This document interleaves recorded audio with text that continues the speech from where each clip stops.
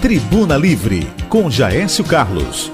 As boas ideias passam por aqui. Alô, amigos, boa tarde. Estamos iniciando mais um Tribuna Livre com Jaécio Carlos e Domício Fernandes. Hoje nós estamos entrevistando e recebendo aqui no nosso estúdio o ex-prefeito de Natal, Dr. Aldo Tinoco. E no início do programa a gente sempre gosta de fazer uma pergunta incisiva, inteligente, com a resposta inteligente. Dr. Aldo Tinoco, quem é o senhor? Primeiro, Jaécio e Domício, agradecer a oportunidade.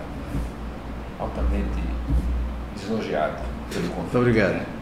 Eu, na realidade, estudei engenharia em São Paulo, decidi pela formação de engenharia hidráulica e sanitária depois da formação. Fiz a USP, a Universidade de São Paulo, fui graduado lá, e depois voltei para fazer a pós-graduação nessa escola politécnica. E vim para Natal, casei e vim morar em Natal, e morando em Natal, meu pai, político, sanitarista, no governo Vilma, ele era secretário de saúde e saiu para ser candidato.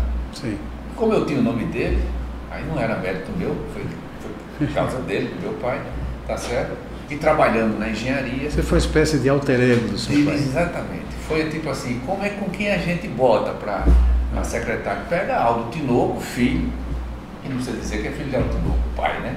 E eu entrei no Iplanat. O Iplanat é hoje CEMURB, né? É o Instituto de Planejamento Urbano de Natal, era na Ribeira, na rua Frei Miguelinho, 116. Até o número. E começamos, dentre outras ações, a elaborar o plano diretor de Natal. Era um plano diretor participativo. O Domício lembra que tinha reuniões em todos os bairros. Então, essas reuniões dos bairros permitiu engenheiros sanitaristas que estavam na época fazendo o projeto de esgoto de Natal, de água da Zona Norte, ampliação de água da Zona Norte, e de ampliação de água de Mossoró. Mas em Natal eu comecei a ter um conhecimento da situação de Natal do ponto de vista do saneamento. E no Iplanat, isso foi em 1990, comecei a trabalhar com política urbana, que para mim era uma área desconhecida. E o plano diretor, a gente chegou a montar reuniões nos bairros, como eu falei, e terminei tendo uma visão da cidade de Natal do ponto de vista ambiental, do ponto de vista de transporte, da questão fundiária da terra. Sim. E da parte urbanística, de crescimento, de gabarito, de recuo, de edificações. O interessante, que o que mais me surpreendeu nessas visitas, é que a grande maioria da população de menor renda, pobre, é expulsa. Ela não usufrui dos bens que a cidade tem. Um processo perverso da sociedade, que investem em infraestrutura, asfaltam rua, botam saneamento, prioritariamente nas áreas mais ricas. Esses terrenos vazios da área mais rica sobem de preço, fica praticamente impossível. E hoje, numa situação da grande maioria também de subsalários, muitos desempregados, hoje muitos com fome, não têm acesso à terra, à área que paga. E essa terra urbana, ela está dentro na área onde tem infraestrutura. Essa população mora longe, e como ela mora longe, muitas delas são mulheres, chefes de família, que não têm onde deixar o filho, deixa os filhos às vezes na vizinha, vem trabalhar gastando 1h30, 1h42 minutos. A gente promoveu isso na época, saindo da Zona Norte e vindo até Ciro Cavalcante na Ribeira, na época da prefeitura. E como ela não tem onde deixar o filho, ela entra em depressão. Muitas delas cometem suicídio. Isso é uma perversidade, isso é um verdadeiro massacre. É uma loucura mesmo. Então, quanto mais pobre, mais sofre do ponto de vista da questão urbanística. E o plano diretor, ele tem que ser um plano que atenda a cidade com qualidade de vida. O plano olha com a cidade legal, com a cidade irreal. A cidade real é a cidade com pobreza, a cidade com ônibus cheio, a cidade com população desempregada. É para essa população que o administrador deve voltar às ações. Ali naquela época, a gente andando nos bairros, teve uma vez que, já como candidato a prefeito, visitando a favela do Fio, uma menina segurou na minha mão, tinha seus 8, 9 anos de idade, agarrou a minha mão, apertava a minha mão. Quando eu fui saindo dessa favela do Fio, pobreza plena, ela disse: pelo amor de Deus, me leve com você. Eu tenho fome, eu não tenho o que comer. Nossa, olha que coisa dolorosa. Isso é um retrato da cidade, que é escondido. A gente vê a cidade quando entra de carro, prédios bonitos, asfalto e tal, mas a miséria campeia. na cidade, campeia. Então aquilo para mim foi um impacto violento.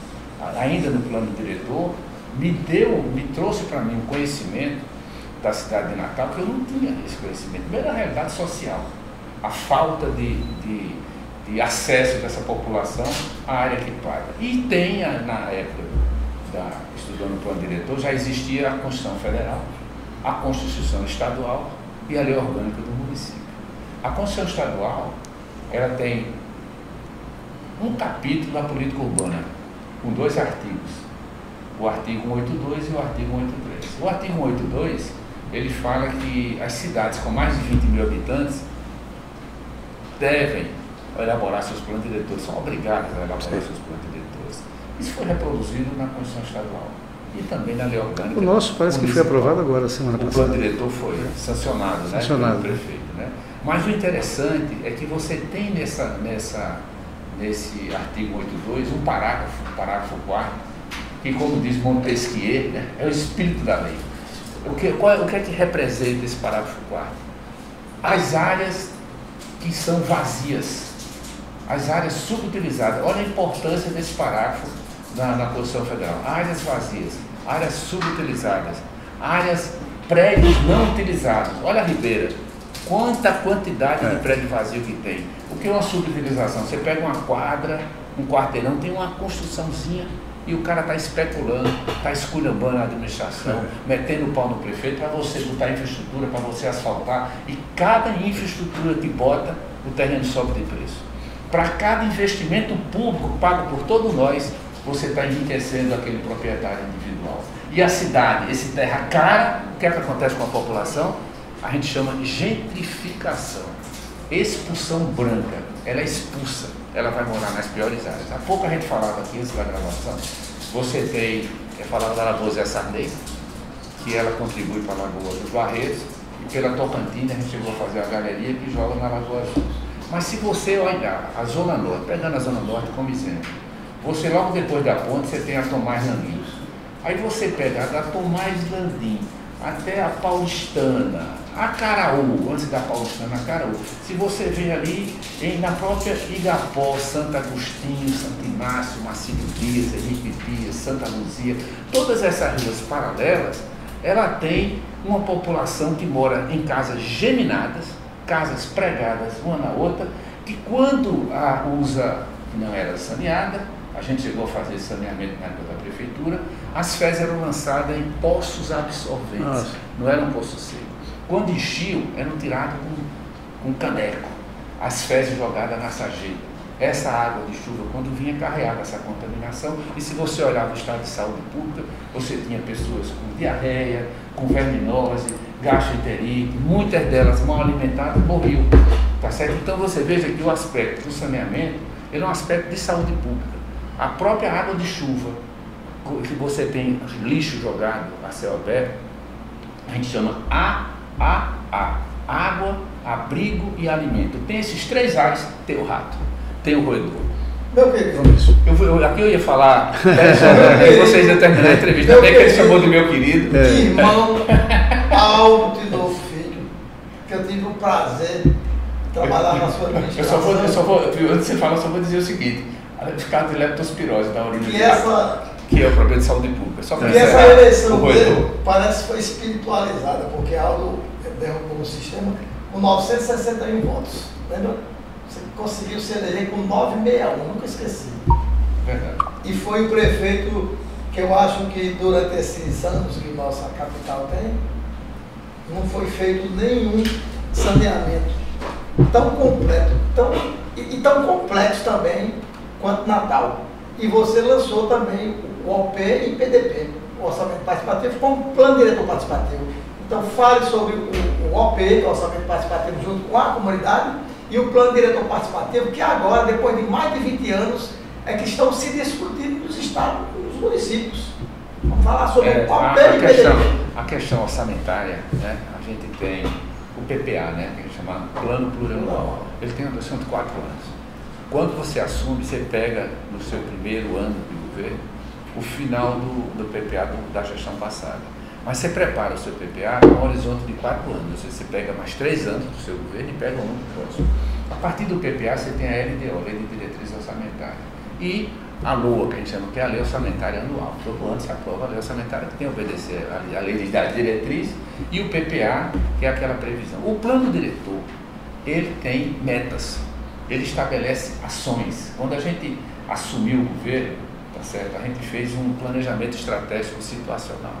O que significa isso? Até com uma discussão pessoal da GV. O que significa o planejamento estratégico? Significa que você define as marcas de governo. As marcas de governo é independência às forças políticas tradicionais, que foi uma coisa que praticamente a gente foi literalmente devorado, porque se lutar contra as forças políticas daqui. Integração da cidade, integração física e social, a parte da criança e adolescente. E essa questão da criança e adolescente envolve as alimentações alternativas. A alimentação alternativa, que você tem os pós-concentrados. Mas, respondendo a sua questão, o orçamento participativo, ele tem como objetivo quem vive o problema, quem sente o problema, tem que participar da solução dele. Então, por exemplo, você está lá com uma proposta orçamentária feita em gabinete, com ar-condicionado e tal, e simplesmente botando dinheiro para divulgação, para fazer a sua imagem. Aí o orçamento participativo diz, cara, não, senhor, você vai fazer saneamento na minha rua, você vai calçar a minha rua, você vai... Ou seja, é a população, é para ela que o governante deve... Agora, eu queria perguntar para o senhor, queria que o senhor falasse um pouco sobre macro e micro drenagem. Tá bom. Perfeito. Então, só finalizando, o plano diretor participativo é essa ação de ausculta a comunidade. Ele tem várias etapas, tá certo? Que é a participação, as reuniões comunitárias, depois das reuniões comunitárias, você tem que a leitura da cidade do ponto de vista da população. Você tem a leitura técnica, a superposição dessas duas leituras, dá o que a gente chama de diagnóstico, a radiografia. Como é que Natal é hoje? O que é que ela tem hoje? E depois você tem o prognóstico, que é a Natal que queremos. E depois, no final, a minuta de lei que vai para a Câmara, e a Câmara pode literalmente mudar. Só para você ter ideia, eu sou o plano diretor, existiram mais de 500 emendas. Sim. E depois das emendas, discutida, aprovada, exaustivamente debatida na TV, chegou na mão do prefeito e ele vetou. Que é a opção então, por exemplo, os 30% no adicional de edificabilidade para transferência de potencial construtivo. Porque, só para explicar rapidamente o que significa isso, você tem áreas em Natal que você pode construir além de 1. O que é 1? É o coeficiente de aproveitamento básico. Você tem um terreno de 1.000 metros quadrados, 1 vezes 1.000 é 1.000 metros quadrados você pode construir. Mas, como tem oferta de infraestrutura, eu vou botar isso entre aspas, o plano botou adensamento sem ter a infraestrutura analisada, mas em locais supostamente está previsto no parágrafo 3º do artigo 28 da Lei 10.257 para o Estatuto da Cidade. Proporcionalidade entre a infraestrutura e a capacidade de adensamento. Vai botar mais gente? Primeira pergunta, de onde vem a água? Para onde vai o esgoto? Tem a drenagem, que eu vou entrar na questão da drenagem. Então, essa discussão do plano diretor, esse adicional de edificabilidade, por exemplo, em determinados locais é 5 o coeficiente de aproveitamento, sancionado agora pelo prefeito. Até 1 você não paga nada, mas aquele terreno de 1.000 que você tinha, 5 vezes 1.000 dá 5.000. Você construir 1.000 metros quadrados, você não vai pagar nada. Mas se você construir até o limite de 5.000, você está botando 4.000 metros quadrados a mais. Desses 4.000, 70% era mediante outorga onerosa do direito de construir. Você pagava ao município, em função do cubo, que é outra, para mim, barbaridade do plano. Tá certo? Eu até explico rapidamente essa coisa, mas não passar muito tempo discutindo sobre o plano diretor. E 30% era transferência. Então, 30% de 4.000 dava 1.200. 1.200 metros quadrados era transferência de potencial construtivo. Está previsto no Estatuto, nessa Lei 10.257, significa isso. Ele tem um terreno, eu sou prefeito, esse terreno eu vou transformar num parque. Para fazer milhões, a gente está aqui em Capim Macio, atrás do Extra, tem uma lagoa de drenagem, entrar no aspecto de drenagem. É uma área de 3,2 hectares, bem atrás do Extra, 3,2 hectares dá 32.000 metros quadrados. O coeficiente de aproveitamento do nosso plano era 1,8. 1,8 vezes os 32.000 dava todo 60.000 metros quadrados que eu podia construir. A prefeitura, Carlos Eduardo, chegou para mim, o ex-prefeito, Aldo, 20 milhões de metros quadrados da indenização. Eu disse, quem disse que você precisa de dinheiro? Você deu um potencial construtivo, o direito de edificar, você deu ao proprietário, que ele, mediante o plano diretor, vai poder transferir para outra área. Ele pagou em papel. Eram 3 proprietários, Gosto, Pinhataro e Dalza, filho de Alcione, dono do motel Tatinha? Sim, Pronto, eu sei que, resumindo a história, isso era papel, isso permitia a prefeitura criar parques, áreas de lazer, criar lagoas de drenagem, sem gastar uma arruela. Na hora que ele faz isso, ele viabilizou, ninguém vai querer certificado de potencial. E voltando à Constituição Federal, o parágrafo 3º do artigo 182, ela fala o seguinte: a desapropriação, estou dizendo isso como está gravado, depois você chega, depois você decorado, vai ser pouca coisa, mas se você decorado, eu vou dizer. Eu não precisava ler tudo, eu sei pouquíssimo, mas essa questão da Constituição, ela diz o seguinte: o parágrafo 3º do artigo 182, a desapropriação é com justa e prévia indenização em dinheiro. Ou seja, voltando à questão da macrodrenagem. Macrodrenagem é o nível de bacia. A unidade de planejamento da política urbana não pode ser bairro, tem que ser a bacia. A bacia onde a água escoa, onde a água, através dos seus tributários, dos seus afluentes, vai para o tal verme principal. É onde ocorrem as inundações. Isso é macrodrenagem. O canal, o baldo, o Riacho das Quintas, Riacho das Lavadeiras, isso é macrodrenagem. Agora, a nível da rua, aquela bocazinha de lobo, aquela grelhazinha que tem na rua, um conduto de interligação, aquilo é microdrenagem. E a microdrenagem, você pode ter soluções no lote. Você imagine cada casa coletar água do telhado e mandar para um barril de água de chuva. Você segura a água nesse barril, você vai fazer o que com essa água? No mínimo, dá descarga acoplado ele a uma bacia que está em cima de um vaso sanitário, e você vai dar descarga em fezes e urina. Porque eu vou usar a água da CAERN com cloro, que é bombeada, que você paga em tarifa, se eu tenho chuva, que ao invés de estar sendo lançado na rua, provocando, eu estou resolvendo o problema de microdrenagem ao nível do lote. Jardim de água de chuva, eu coleto a água de chuva, mando para o meu quintal, onde lá eu planto. Ou seja, essas soluções é chamada de microdrenagem. A solução ao nível da bacia de drenagem é a macrodrenagem. Bom, então, nós vamos investir na microdrenagem é importantíssimo. Nós vamos fazer um pequeno intervalo e já voltamos. Tribuna Livre, com Jaécio Carlos. As boas ideias passam por aqui. Meus amigos, a pergunta agora, nesse momento, a meu querido Aldo Tinoco Filho, é uma pergunta meio cabeluda, porque o nosso programa, ele é exatamente para esclarecimentos. E um prazer imenso, o nosso querido ex-prefeito da capital, Natal.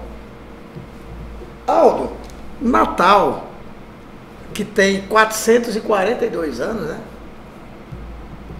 De alguns anos para cá, 30 anos, 23 passei em Palmas, Tocantins. Eu senti assim um peso muito grande na capital, nas questões de poucas chuvas e muitas enchentes. E pode haver muitos desastres daqui para frente, porque não tem a capacitação total, tanto saneamento, como esgotamento, como esgoto, tá? E até disse uma brincadeira com um cidadão aqui em Natal, que é político, e disse: amigo, daqui uns dias a gente vai trocar os carros por algumas lanchazinhas ou alguns jet skis aqui dentro do Natal, porque 2, 3 chuvinhas está um desastre feio. O que é que você acha disso, meu querido? Então, são dois aspectos. Primeiro, a questão do ciclo hidrológico. A água não se fabrica mais água, é constante no planeta Terra. O planeta Terra, 3/4 é água. Ela está em constante movimento. O sol bate, evapora, condensa, forma as nuvens e cai sob a forma de neve, chuva e granizo. Então está caindo. A primeira função importantíssima na cidade é a vegetação. É a folha, que intercepta a água na folha. A água que não bate na folha cai no solo desnudo, permeável, arenoso, que é o nosso solo, tende a percolar. Quando ela está descendo, a zona das raízes pega essa água e no seu metabolismo devolve por evapotranspiração. Ou seja, a água que está caindo em Natal, ela começou a descer, foi usada parte dela na zona das raízes, outra parte ficou interceptada na folha. Eu estou dizendo isso para reforçar a importância da vegetação no tecido urbano. Você destruir árvores, destruir parques, diminuir zona de proteção ambiental, como foi proposto no plano diretor, isso é desastre para a cidade, porque você está simplesmente estimulando para a mesma chuva, porque a chuva também varia. Há mudanças climáticas, tem o problema de ilhas de calor. O que significa ilhas de calor? Aquele aquecimento, prédios isolados que não permite ventilação, aquece muito o solo, principalmente quando é asfalto. O ar quente é mais leve, ele sobe e simplesmente fica formando uma corrente convectiva de calor, por convecção, por ser mais leve, e acontece um tipo de chuva que a gente chama de chuvas convectivas. São as chuvas de alta intensidade. O que significa chuva de alta intensidade? Altura grande e pouca duração. É como eu pegasse isso aqui, ao invés de verter lentamente, eu pegasse e virasse rapidamente. Toda aquela água cai. E essa água que cai encontra um solo impermeável, encontra a vegetação destruída, não tinha como tinha outrora a capacidade de ficar retida no solo, de ser interceptada na raiz e tal. Ou seja, mesmo que você tenha vegetação, você deve incentivar os pontos de recarga artificiais. Eu vou dar um exemplo aqui bem curto e grosso em São Paulo. Fizeram um estudo em São Paulo, na Avenida Paulista, que é um espigão, a parte do Rio Potengi, parte do Rio Pinheiros, parte do Rio Tietê, e simplesmente, nesses 11,7 quilômetros, o plano diretor exigiu que cada construção retivesse tantos metros cúbicos no lote. Basta isso, em 11,7 quilômetros de Avenida Paulista, corresponderia a todos os volumes de todos os reservatórios, diga-se lagoas, que estão construídos em São Paulo. Não precisariam fazer esses reservatórios, se você retivesse a água de chuva no lote. Então essa coisa da drenagem, de jogar em lagoa, isso é falta de política séria que deveria ficar retida no lote. Inclusive a lei 11445 da Política Nacional de Saneamento, ela tem no artigo 36, outro artigo que eu sei decorado, dizendo que há um incentivo para quem fizer a solução no lote. Eu falei aqui nessas duas do Jardim de Água de Chuva, do Barril de Água de Chuva, você tem no site lá da Agência de Proteção Ambiental Americana, você tem várias soluções de microdrenagem a nível do lote, aqueles prédios tipo esponja, que retém água cheia de vegetação, tá certo? O green roof, que é o telhado verde, tá? Você tem na calçada, por exemplo, você faz as valetas, a água que ao invés de escoar, olha só que loucura, a água chega, cai, ela chega e diz para o cara que fez aquilo, poxa, onde é que eu vou? Vai para a sarjeta, ela diz, pô, na sarjeta eu não consigo infiltrar. E você sabe um detalhe aqui de Natal? O aquífero Barreiras, que alimenta na margem direita do Rio Potengi, 70% da cidade que mora na zona leste, sul e oeste é alimentado pelo Barreiras. 30% é água que vem do Jiqui, que é alimentado pelo Rio Pitimbu, que recebe contribuição do Barreiras. Esse Barreiras hoje, do lado de cá, na margem direita, está 70% comprometido, contaminado por nitrato. Ser descontaminado como? O limite máximo de concentração de nitrato na água para a gente beber é de 10 miligramas por litro. Esses poços têm muito mais que isso. Aí, sim, pelo amor de Deus, o que é que acontece o excesso de nitrato? Dá câncer na mucosa estomacal. Crianças de 0 a 6 meses têm a flora redutora. Nitrato é reduzido a nitrito, nitrito oxida ferro 2 a ferro 3 e dá uma doença chamada metemoglobinemia. As crianças morrem por anóxia, por falta de oxigenação nas células. Então, isso é terrível do ponto de vista da saúde pública. O que é que fazem? Pega no reservatório, pega água de poço, pega a água que vem do Jiqui, dilui e traz a concentração abaixo. A CAERN não distribui água com excesso de nitrato, porque ela faz a diluição. Mas a gente não vai ter mais água suficiente para atender esse adensamento do plano diretor. Porque se você bota o coeficiente de 5, isso significa que ao invés de você fazer 1.000 metros quadrados, você vai fazer 5.000, vai ocupar com mais pessoas. Mais pessoas significa o quê? Mais consumo de água, mais contribuição de esgoto. Aí você, só para fechar o aquífero, olha o que acontece. Se você não tem recarga, que era a alimentação, primeiro as fossas sépticas, Natal 100% saneada, você colocou muito bem, não está 100% saneada. Mas na medida que você desacopla, desativa as fossas sépticas, você não tem mais recarga do efluente de fossa. Se não tem mais recarga de efluente de fossa, se você impermeabilizou o tecido urbano, não tem mais recarga de água de chuva, qual é a tendência do aquífero? Você continuar o mesmo nível de exploração, vai baixar. E você baixando o nível do lençol freático, que é o aquífero Barreira, quem é que está olhando ali para entrar? O mar. A intrusão salina, a língua salina, a destruição completa do nosso aquífero. Só para dar, e qual é a solução? Existe um aquífero, pode colocar isso em primeira mão, porque isso está dito aí por vários estudiosos aí lá de Pernambuco. Existia um risco aqui de colapso na usina Estrivas, eles estudaram isso, foram pegar poços a 170 metros, 170 Barreiras, 30, 40, 50, 60, a 170 metros de profundidade, com vazão de 80 metros cúbicos por hora, uma água carbonatada. Essa água está aqui embaixo do Barreiras tem esse aquífero, chamado Beberibe pelo pernambucano. Eu chamo infrabarreira porque está abaixo do Barreira. Se for conversar com o Giro Geólogo da CAERN, eles chamam calcífero. Seja calcífero, infrabarreira ou Beberibe, existe uma água aqui embaixo que eu posso pegar poços mais profundos, trazer essa água e misturar com a água com nitrato. A água carbonatada, se ela tiver excesso de carbonato, você vai se ensaboar, você não consegue se ensaboar porque ela extingue a espuma. Mas se eu misturar essa água com a água de cima, eu consigo baixar a concentração de carbonato e baixar a concentração de nitrato. Consequentemente, eu vou ter uma água potável. e vou poder me saboar tomando banho e não vou ter água com excesso acima de 10 miligramas por litro de nitrato. Ou seja, tem solução, mas o plano ousou em botar adensamento sem ter condições de ter água para beber. Aí se disse qual é o dever de casa no curto prazo. São Gonçalo foi pegar água do Macharanguape, através de uma adutora de 42,7 km, com 576 litros por segundo, para atender São Gonçalo. Naturalmente, em um horizonte de 20 anos. Hoje, se a Zona Norte for entrar em colapso, ela vai precisar comprar água de São Gonçalo, no curto prazo. Mas o dever de casa é você fazer perfurar poços mais profundos para pegar água do Beberibe. Uma outra questão, uns 3, 4 dias atrás, abri a manchete da Tribuna do Norte, o Diário da Tribuna do Norte, e estava escrito lá: Natal perde mais de 50% de água. Se fizer um controle de perdas no abastecimento de água, você vai poder garantir mais água para a população, sem a necessidade de estar fazendo poços mais profundos, comprando água de São Gonçalo. Nós tínhamos uma água mineral, né, nessa cidade, antigamente. Deixa eu fazer uma pergunta interessante aqui, doutor Aldo. E o marco regulatório? Pois é, essa questão do marco regulatório, quando você fala...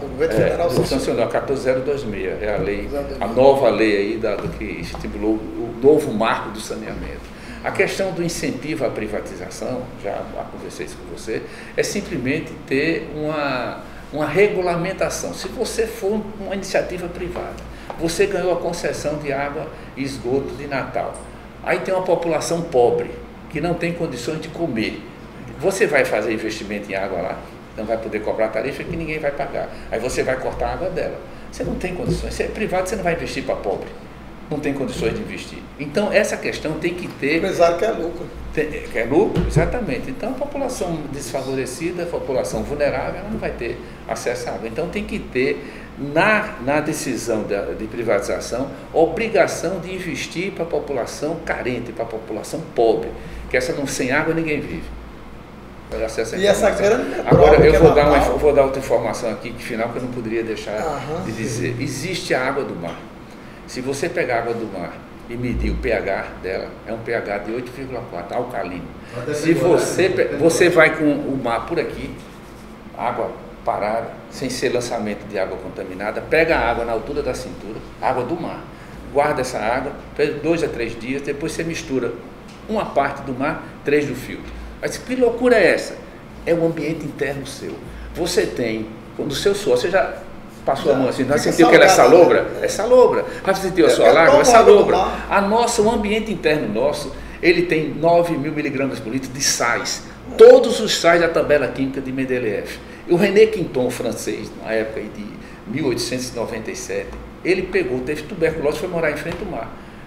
Ele começou a tomar água do mar. A água é chamada hipertônica, água com 36 mil miligramas por litro de sais. Eu tomo água do mar. E curou, eu tomo também. Tá certo? Se agora você diz, se você... Tem que salinizar? Não tem maneira nenhuma, os sais estão ali. Todos os sais da água do mar, a sua célula máter foi criada no mar, então a origem nossa foi no mar.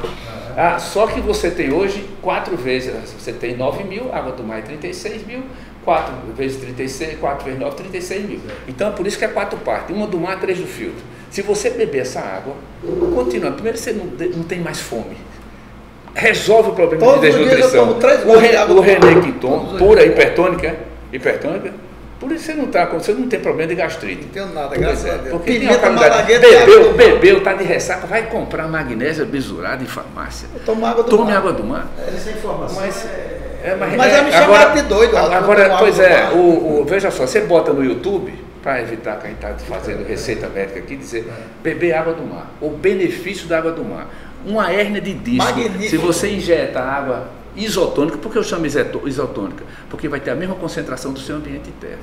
A Escherichia coli, das fezes, ela tem a mesma concentração nossa. Quando ela vai para o mar, eu estou fazendo isso, não, o cara defecou, fez cocô lá no mar, está contaminando a água. Por isso que eu pego a garrafa d'água e espero 3 dias. É tão salgada que por osmose a Escherichia coli morre.